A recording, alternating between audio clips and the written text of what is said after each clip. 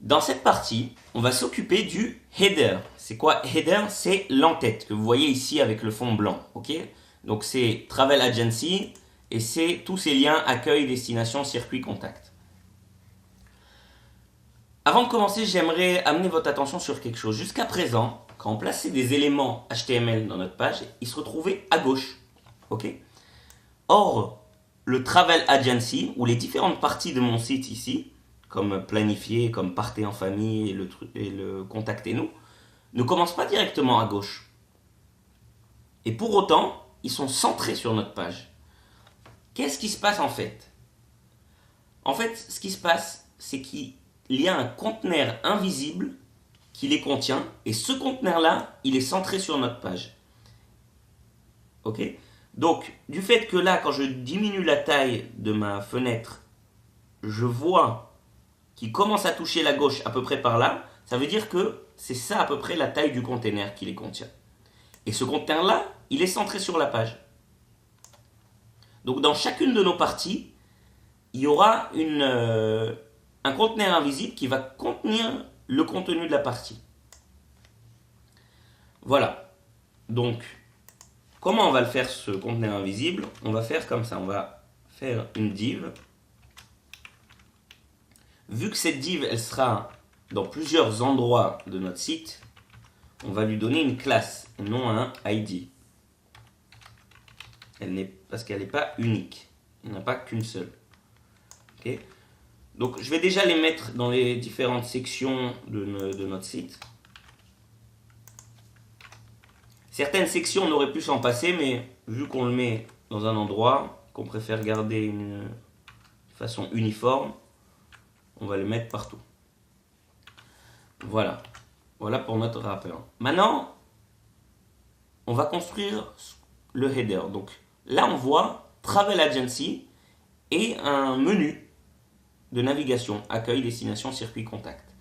Donc le Travel Agency, vu que il est écrit assez gros, j'aurais pu faire un logo comme une image et mettre juste une image, mais pour les moteurs de recherche, c'est toujours mieux d'utiliser des champs texte. Et vu que là, on peut le faire, parce que le logo, il n'est pas très compliqué, on va utiliser du texte. Donc on va utiliser notre tag H1, qui est le plus gros titre, et on va écrire directement dedans Travel Agency avec un point. Maintenant, on voit que le point, il n'est pas de la même couleur que le reste du texte Travel Agency. Donc ça veut dire que je vais devoir lui mettre un sélecteur spécial sur lui. Donc quel tag HTML on va utiliser pour faire ce genre d'opération? C'est le span. Je vais mettre le point dans le span, et à ce span là je vais donner une classe, parce que on a vu que ce point là il est exactement aussi le même dans le footer. Donc vu qu'il est utilisé plusieurs fois, je préfère donner une classe. On va appeler cette classe orange, parce que le point est orange. Donc voilà pour le Travel Agency. Ensuite, on a à droite notre menu de navigation, accueil, destination, circuit, contact. Donc le tag qui est utilisé pour faire des menus de navigation, c'est le tag nav. Et dedans, il y a tout simplement la liste des différents éléments de notre menu de navigation. Donc comment on fait une liste? C'est pas une liste ordonnée, c'est une liste désordonnée. On utilise le tag UL, dont on a parlé dans les chapitres précédents. Ok. Et chacun des éléments qu'il y a dans cette liste, on va le mettre dans un tag LI. Donc ce qu'on veut faire là, en fait, c'est des liens. Des liens vers... On va les faire, au lieu de les faire pointer vers des sites externes à cette page, on va les faire directement pointer sur notre site, sur notre page. Mais on va les faire pointer sur les différentes sections de notre page. Donc chacune de ces sections, on leur a donné un ID. Main Image, Steps, Possibilities, Contact. Donc on va les faire pointer sur ces sections-là. Comment on fait ça? On fait avec le tag A. Dedans, on va mettre un href et on va utiliser dièse et le ID de la section sur laquelle on veut le faire pointer. Donc le accueil, on va le faire par exemple pointer sur ça, on va le faire pointer sur cette partie-là, main image. Donc main image. Et dans le texte qui décrit ce lien, on va écrire le mot accueil. Ok, donc voilà pour notre premier lien. On va faire les autres. On va faire que destination pointe vers la section steps, circuit pointe vers la section possibilities et contact vers la section contact. Donc, on va écrire ici steps, destination, possibilities, circuit, et la dernière, contact.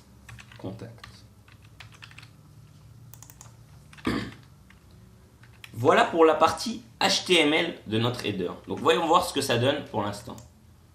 Attention, 1, 2, voilà. Ok, c'est pas encore exactement ça. Donc c'est maintenant qu'on va commencer à donner du style à notre page. Donc on va essayer d'organiser bien notre page CSS en faisant une séparation entre les sélecteurs qui seront d'ordre général et les sélecteurs qui seront sur une partie particulière. Par exemple sur le header.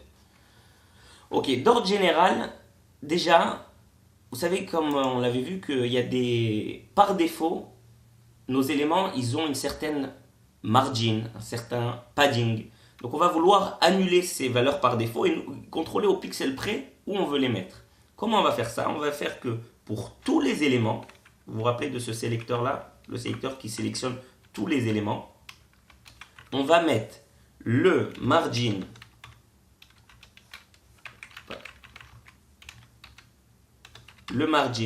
à 0 et le padding aussi à 0. Juste pour vous montrer qu'il y avait déjà des valeurs par défaut, du fait que j'ai juste rajouté ça, vous voyez, tout s'est collé vraiment en haut à gauche. Ensuite, ce qu'on va faire, on va utiliser le tag body, et dans notre body,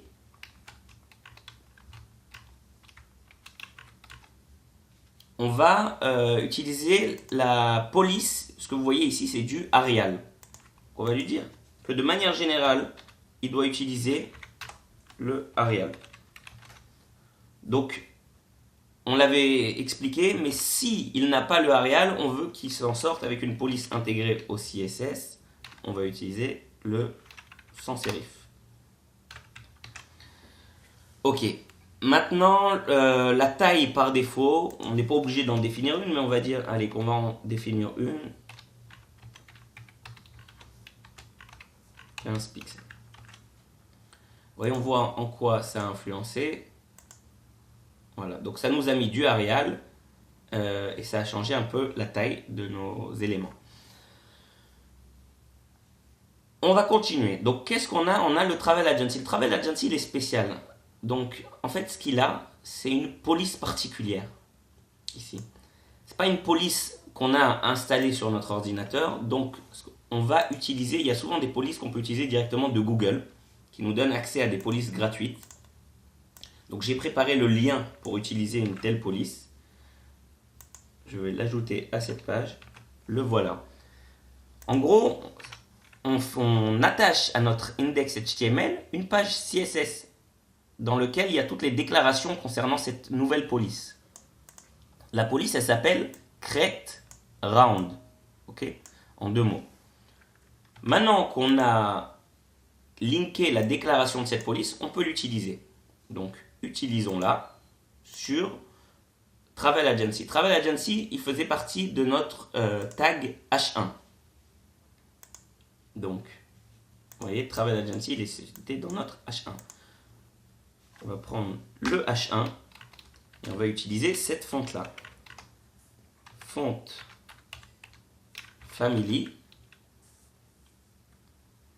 Quand il y a 2 mots dans une police, on est obligé d'utiliser des guillemets. Ils comprennent qu'il s'agit bien du même mot. Et là, on va utiliser le serif, par exemple. Il n'y aura pas de problème, en fait, parce que on l'a linké à notre page, mais on ne sait jamais.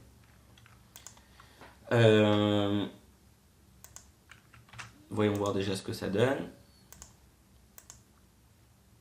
Ok, donc on n'est pas à la bonne taille. Donc on va la mettre à la bonne taille. La taille qu'on veut, c'est du 45 pixels. Font size 45 pixels. J'enregistre. Ah, ça commence à ressembler. Ok, on n'est pas à la bonne couleur aussi, je vois. Donc la couleur qu'on veut utiliser, on va utiliser une couleur en hexadécimal qui s'appelle, enfin le chiffre, c'est 4, 4, 4. Alors, j'aimerais juste vous expliquer, des fois vous allez voir des hexadécimales définies avec 3 caractères et des fois avec 6 caractères. La différence, c'est juste un raccourci d'écriture que quand vous écrivez avec 3 caractères, ça veut dire que chacun des caractères il est multiplié par 2. C'est-à-dire que quand j'écris 4, 4, 4, ça revient exactement à la même chose qu'écrire 4, 4, 4, 4, 4, 4. Ok ? Donc, on va se contenter du raccourci. C'est la bonne couleur. Okay. Maintenant, ce qu'il faut rajouter, c'est aussi... Ah ben, on ne s'est pas occupé du point. On a un point qui est orange. Donc, notre point, comment on va... On a mis une classe qui s'appelle orange. Utilisons le orange.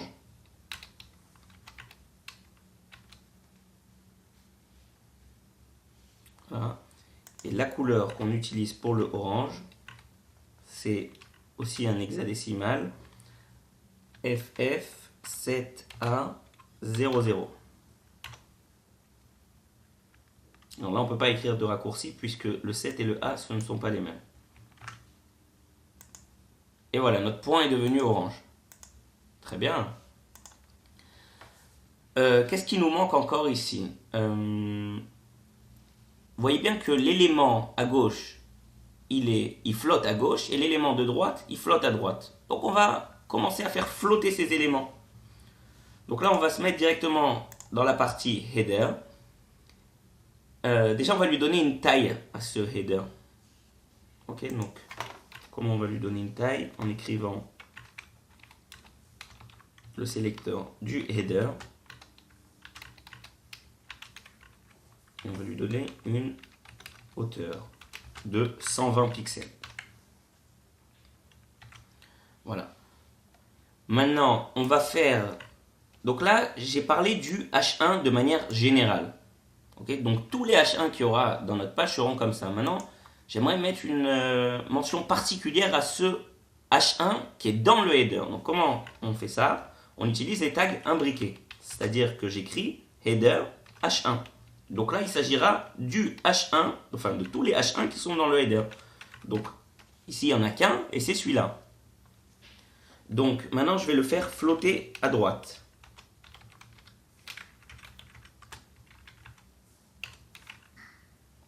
Voilà. Et on va faire flotter la partie du menu, okay, qui se trouve là, le nav. On va le faire flotter tout ça à droite. On va écrire header nav.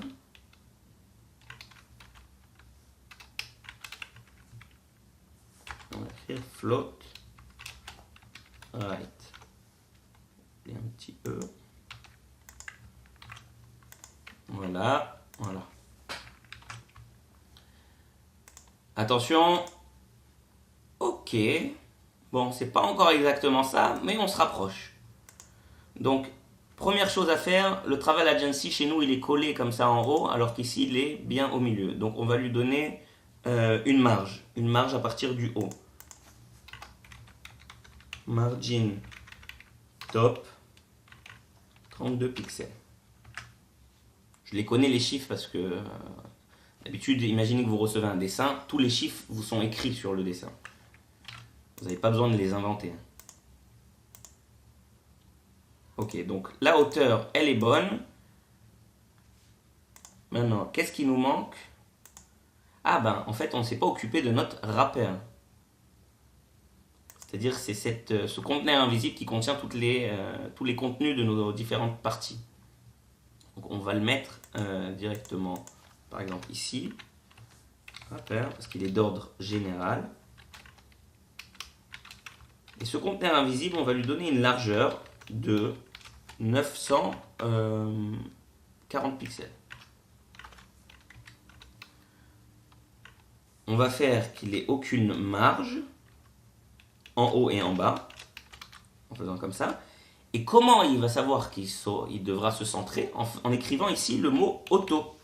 Comme on l'avait vu, auto, ça veut dire donne la même chose, c'est-à-dire tu prends tout l'espace qui existe et tu donnes la moitié à gauche et la moitié à droite, ce qui revient à centrer l'élément. Et on va mettre un petit padding, ça veut dire que le contenu ne sera pas collé au bord du wrapper, il sera un petit peu... Donc le padding, on ne va pas le donner en haut et en bas, on va le donner juste à gauche et à droite. Et on va mettre 10 pixels. Voilà. Non, ça, celle-là. Ok, donc notre Travel Agency, il est bon, il est en place. On va maintenant s'occuper du menu. Accueil, destination, circuit, contact. Ok. Donc qu'est-ce qu'on doit faire ici? Ici, c'est plus compliqué. Alors, on va commencer à faire comme ça. Header. Non, en fait, pour toutes nos listes, ok, donc pour notre liste désordonnée, écrire UL. Je le mets d'ordre général parce que même si on a d'autres listes dans la suite, on voudra la même chose. On ne veut pas qu'il nous affiche ces boulettes là, ces petits points noirs. Comment on fait ça? On écrit list, style, et on écrit none, qu'il n'ait pas de style. Voilà, je rafraîchis ma page et les boulettes, ils sont partis. Maintenant, ils se sont mis les uns en dessous des autres. C'est pas ce qu'on veut. On veut qu'ils soient les uns à côté des autres. Comment on fait ça? On va faire header nav uli. C'est-à-dire que chacun des éléments de notre liste chacun des éléments LI qui se trouvent dans un UL, qui se trouvent dans un nav, qui sont dans notre header, on va leur appliquer un certain style. Je vais faire un petit peu, voilà. Donc, je sais pas, on avait fait un cours sur la propriété display. Et on va utiliser inline block.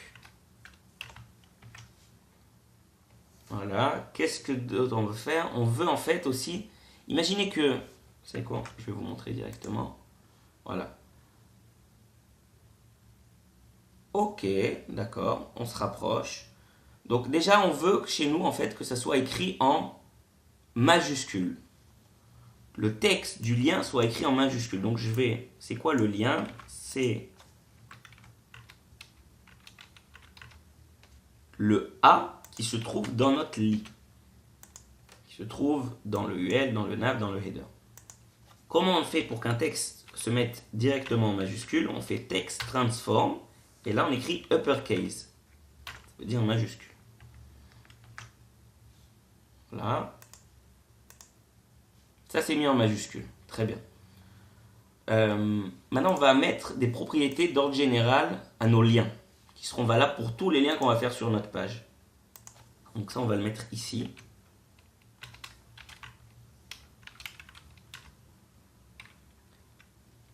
Et en fait, la première propriété qu'on va faire, c'est qu'on va enlever la décoration du texte par défaut. C'est-à-dire quand vous le voyez souligné et dans une certaine couleur, attention, voilà, il ne sera plus souligné.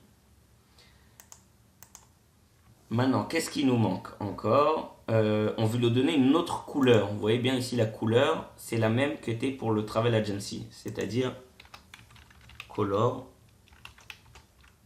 dièse 444.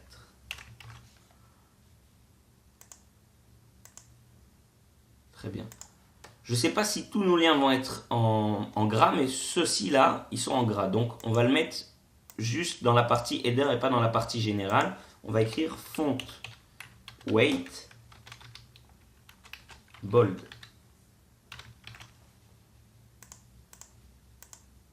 Voilà, on se rapproche, hein. Je ne sais pas si vous voyez la chose venir, mais on se rapproche. Maintenant, qu'est-ce qui nous manque encore?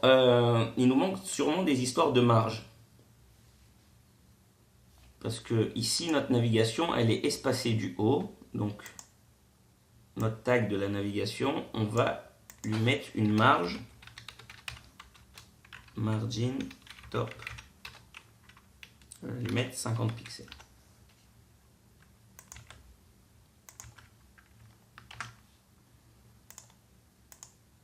Voilà. Ok, qu'est-ce qui nous manque encore? Très bien. Il nous manque le fait que les éléments sont espacés les uns des autres. Donc, chacun des éléments, on doit l'espacer. Donc, on va aller sur, par exemple, le A, j'aurais pu le mettre sur le I du dessus aussi, sur le LI. On va faire margin right, pas left, right. On va les espacer de 20 pixels.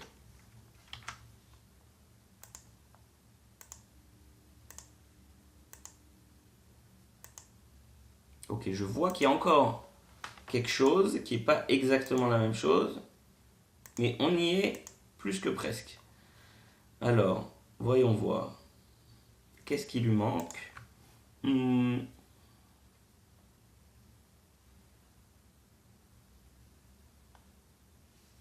D'accord.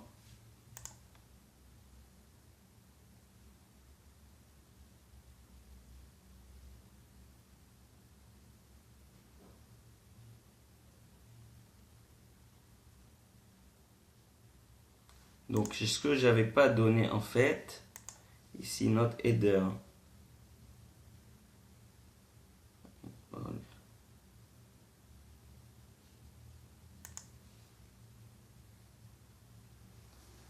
Je crois que c'est en rapport avec ça, on va voir tout de suite.